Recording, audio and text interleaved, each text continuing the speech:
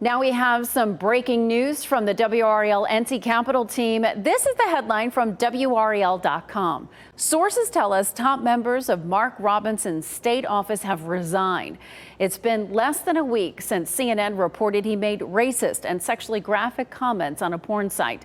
WRAL's Capitol Bureau Chief Laura Leslie is live with who is leaving their roles and how Democrats hope to take advantage of this latest turn. Laura?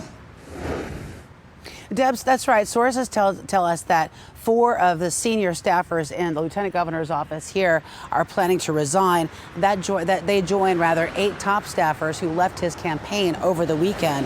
This is all following that national reporting that you mentioned that CNN traced back to Robinson. Robinson has denied those allegations, but Democrats are hoping that the scandal can sway some very tight races, including one that could affect the balance of power in the U.S. House. Candidates for governor don't usually show up in campaign ads for Congress, but the 1st District is the only competitive seat in the state.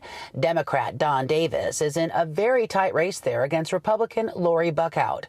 So national Democrats paid for a new ad to link Buckout to Robinson while the scandal is still in the headlines. The last place Lori Buckout should be is in Congress.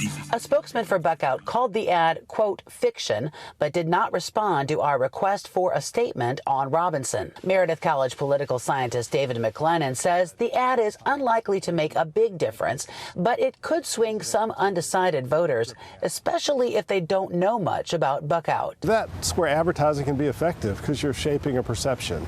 And so, it's not going to shift dramatically the numbers, but these are close races. Robinson is also making an appearance in the race for state school superintendent. Our recent WRAL News poll found Democrat Mo Green and Republican Michelle Morrow statistically neck and neck in that race. Green just released a TV ad highlighting some of Morrow's social media comments and tying her to Robinson as well. This is Michelle Morrow. She went to January 6th and called for... Morrow's campaign did not respond to our interview request. Green told WRAL Morrow and Robinson have made similar comments, advocating violence and criticizing teachers, and he thinks voters need to know that. These folks, Robinson and Morrow, they tied themselves together. This isn't something that we're having to do for them. They've campaigned together. They've been linked.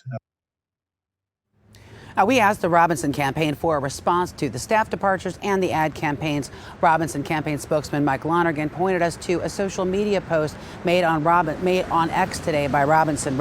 It read in part, "This morning I spoke with Republican leaders across the state and made it clear this is an election about policies, not personalities. Now is not the time for intra-party squabbling and nonsense." The post did not directly address any of our questions. Laura Leslie, WRAL News, live in Raleigh. The WRAL NC Capitol team has posted several stories over the last week covering the Robinson campaign, including sources telling us Robinson denied help to prove he did not make the posts and his hiring of a law firm to investigate the claims. All of it is posted in the NC Capitol section of WRAL.com.